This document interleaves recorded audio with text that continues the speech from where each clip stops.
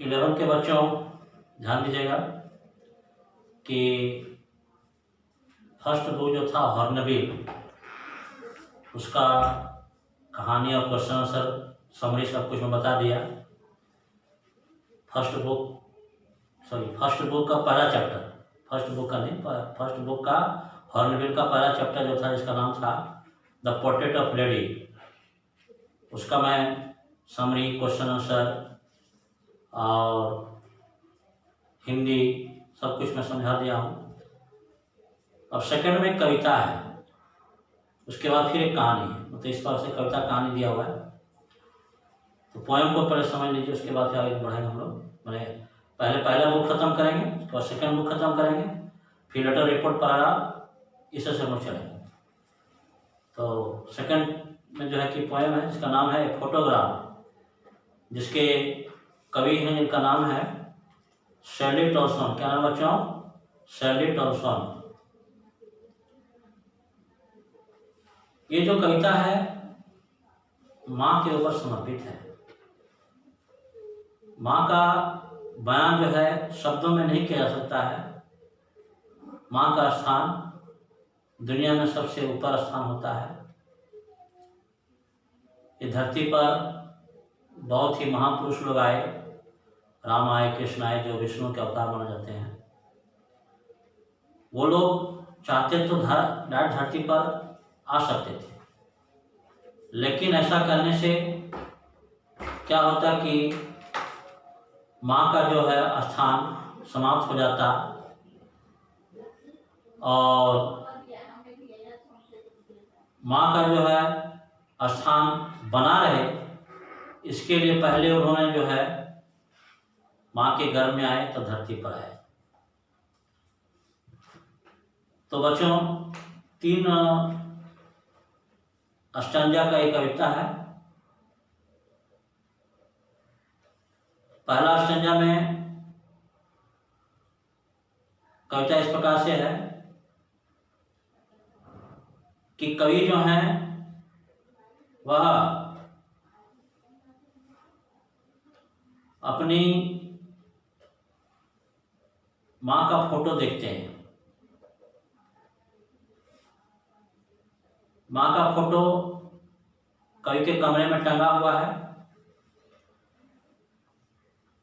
और ये उस समय का फोटो है जिस समय कवि का जन्म नहीं हुआ था। कवि की माँ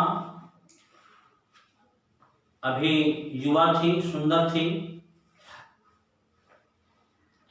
कवि की माँ का भी विवाह ही हुआ था, और कवि के पिता के घर वो आई थी। तो कवि की चचेरी बहन, जिनका नाम है बेटी और डोली, और कवि की माँ, ये तीनों जो है समुद्र के किनारे गए थे टहलने के लिए। तो वहीं कवि के चाचा जो है ये फोटो तीनों का एक साथ खींचे थे, जिसमें कवि की माँ बीच में है और दोनों चचेरी बहन अगल बगल खड़ी हैं, और समुद्र का पानी जो है कवि के माँ के पैर को धो रहा है। तो ये फोटो, इस प्रकार का फोटो जो है कवि के कमरे में टंगा हुआ है। दूसरा संज्ञा में है कि आज कवि का 25-30 साल हो गया है, कवि युवा हो गया है, और उनकी माँ बूढ़ी हो गई है। तो दोनों माँ बेटा जो है उस चित्र को देख करके आश्चर्यचकित हो जाते हैं। बेटा यानी कि कवि क्यों आश्चर्यचकित हैं देख करके फोटो को? क्योंकि फोटो में माँ बहुत ही सुंदर दिख रही है, माँ मुस्कुरा रही है, चेहरा उनका चमक रहा है। लेकिन जब से कवि होश संभाले हैं तब से अपने माँ के चेहरे पर मुस्कुराहट कभी नहीं देखे हैं। इस बात का आश्चर्य है कि कवि की माँ जो है वो फोटो में कैसे मुस्कुरा रही है, जबकि जब से होश संभाली है, कवि जब से होश संभाले हैं तब से अपने माँ के चेहरे पर मुस्कुराहट नहीं देखे हैं। और इसी बात का असर उसकी माँ को भी है, क्योंकि माँ भी आज तक कभी मुस्कुराई नहीं है। वो फोटो में कैसे मुस्कुराहट भरा चेहरा आ गया है। तो बच्चों, जैसा कि मैं आपको बताना चाहता हूँ कि कविताओं में हिंदी मीनिंग कुछ और कहता है और उसका कहने का भाव, कवि के कहने का भाव कुछ और होता है। तो बात यहाँ पर कहने का भाव दरअसल ये है कि माताएं जो होती हैं वो अपने परिवार को आगे बढ़ाने के लिए अपनी सारी खुशियों का बलिदान देती है। वह अपने मुस्कुराहटों का, अपने इच्छाओं का बलिदान देती है। जैसे कि आप ऐसा समझिए कि एक धान का बीज, आप लोग सभी गांव से बिलोंग करते होंगे बच्चों, एक धान का बीज जो है वह जब जमीन के अंदर जाता है तो अपने आप को सड़ाता है, गलाता है, मार देता है, तब जाकर के कई नए नए धान की बालियां फूट पड़ती हैं।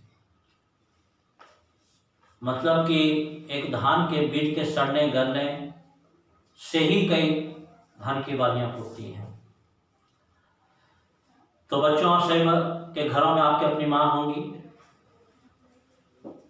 वो जब युवा होंगी, जब आप जन्म नहीं लिए होंगे, तो बहुत सुंदर दिखती होंगी, मुस्कुराती होंगी, चेहरा उनका चमकता होगा। अब जब वह आप इस एज में आ गए हैं तो आपकी माँ गुस्साती होंगी, आपकी माँ कभी मुस्कुराती नहीं होंगी। आपकी माँ की जो अभी फिलहाल स्थिति होगा कि वो सुंदर नहीं होंगी, आपको डांटती होंगी, फटकारती होंगी, गुस्सा में आती होंगी, कभी मुस्कुराती नहीं होंगी। तो ऐसा कैसे हो गया?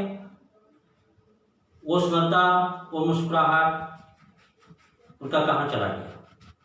तो बच्चों, फिजिक्स में आप लोग पढ़े होंगे कि energy neither create not destroy, only transform. तो वो ट्रांसफॉर्म हो गया आप में। आपकी माँ की सुंदरता, आपकी माँ की मुस्कुराहट आप में आ गया। यानी कि माँ का त्याग और बलिदान जो है वह उनके मुस्कुराहट को, उनके इच्छाओं को, उनके चमक को छीन लिया है।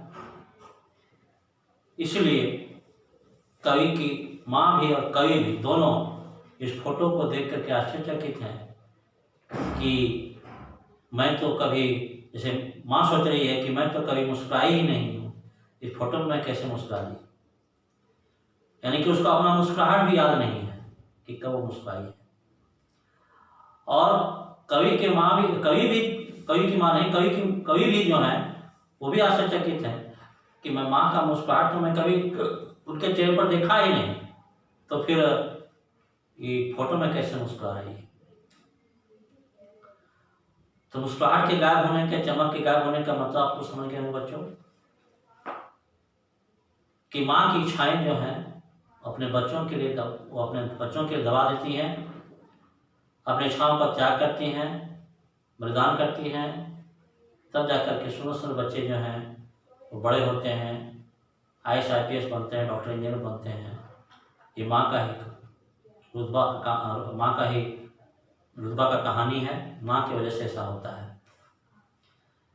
अंतिम संज्ञा है बच्चों, जिसमें अब माँ कवि की माँ नहीं रही। गौर कीजिएगा कि पहले संज्ञा में क्या है कि कवि का जन्म नहीं हुआ है, तब का फोटो टंगा हुआ है। दूसरे संज्ञा में क्या है कि कवि 20-30 वर्ष के हो गए हैं, तब फोटो देख रहे हैं। और तीसरा संज्ञा में कवि की माँ मर गई है। कवि की जब माँ मर गई, अब जब कवि फोटो देखते हैं अपनी माँ का फोटो, तो बड़ा दुखी होते हैं, सोचते हैं कि काश मेरे पास कुछ ऐसा मशीन होता कि मैं मशीन को घुमाता और मैं माँ को जिंदा पाता, और जब जिंदा पाता तो मैं माँ के ऊपर जो कभी मैं माँ पर डांटा हूँ, माँ को बुरा भला कहा हूँ, या माँ पर जो है कि गुस्साया हूँ, उसके लिए मैं माफ़ी मांगता। देखिए बच्चों, होता क्या है कि जब आपके हैंड में कोई चीज़ हो तो उसका वैल्यू आपको समझ में नहीं आएगा, लेकिन आपके हैंड से जब गुजरने लगेगा तो लगेगा कि हाँ ये बहुत अच्छा चीज़ था जो निकल रहा है। तो वही है कि आपके घर में जो आपकी माँ होंगी, तभी अपनी माँ को आप डांटते होंगे, डपटते होंगे, थोड़ा गुस्साते भी होंगे कि मम्मी ऐसे करती, मम्मी ऐसे बोलती है। लेकिन जब माँ नहीं रहेंगी तब आपको समझ में आएगा कि मेरी माँ की क्या भूमिका था मेरी लाइफ के लिए। तो ये कवि जो हैं अंत में पछताते हैं कि ऐसा तो हो नहीं सकता है, मैं समय को तो लौटा नहीं सकता हूँ। तो मन ही मन सॉरी बोलते हैं अपने माँ को कि जहाँ वो होगी वहीं से वो माफ़ करे, और माँ को तो लौटा नहीं सकते हैं। तो अंत में वो शांत हो जाते हैं और जैसी परिस्थिति है उसी को स्वीकारने में भला समझते हैं। तो ये कविता माँ को समर्पित है। माँ से मंदिर, माँ से गिरजाघर, माँ से मस्जिद, माँ से मुल्ला, माँ से मसीहा, दुनिया माँ से है। तो यह चैप्टर माँ को समर्पित ये कविता है। बच्चों, आपके घर में माँ होंगी, उसका इज्जत करें, उसका सम्मान दें, और उसको ये नहीं कि वो माँ है तो डांट रपट रहे हैं। अक्सर देखते हैं कि पिताजी का बात लोग मानते हैं क्योंकि पिताजी डांटते हैं, लेकिन माँ का बात लोग नहीं मानते हैं, माँ को हल्के में लेते हैं। तो ये ऐसा नहीं करना चाहिए। माँ जो है, किसी शायर ने कहा है कि मुद्दतों से मेरी माँ नहीं सोई, नहीं सॉरी ऐसे है कि मैं धूप में जा रहा था, मुझे धूप का असर नहीं लगता है। मैं धूप में जा रहा था, मुझे धूप का असर नहीं लगता है। मुद्दतों से मेरी माँ नहीं सोई, मुद्दत मतलब कई वर्षों से, कई सालों से मेरी माँ नहीं सोई, क्योंकि एक रात मैंने कह दिया कि माँ मुझे डर लगता है, माँ मुझे डर लगता है। तो ये माँ का कहानी है, माँ की इच्छाएं हैं जो अपने बच्चों के लिए दबा करके और बच्चों की इच्छाओं को फलित करते हैं। ये थी कविता। तो इसकी जो क्वेश्चन आंसर है और जो वर्ड मीनिंग है लाइन बाय लाइन जो है वो हम अगले वीडियो में आपको बताएंगे, और इसके डिस्क्रिप्शन में क्वेश्चन आंसर चल जाएगा, आप लोग उतार लीजिएगा, फिर उसका हिंदी समझा देंगे। और 11 के बच्चों से मैं कहना चाहूँगा कि आप सभी बच्चे इस वीडियो को अधिक से अधिक आप लोग सब्सक्राइब करें, अधिक से अधिक जो है कि लाइक करें, और अधिक से अधिक जो है कि इसको देखें, ताकि आपका ज्ञानवर्धक हो, और अधिक से अधिक आप शेयर भी करें, क्योंकि कुछ ऐसे बच्चे हैं जो को पता नहीं है कि सर 11 का क्लास स्टार्ट किए हैं कि नहीं किए हैं। तो शेयर करेंगे तो पता चल जाए कि हाँ सर स्टार्ट कर दिए हैं, तो इस पढ़ाई का उन्हें लाभ मिल पाएगा। धन्यवाद।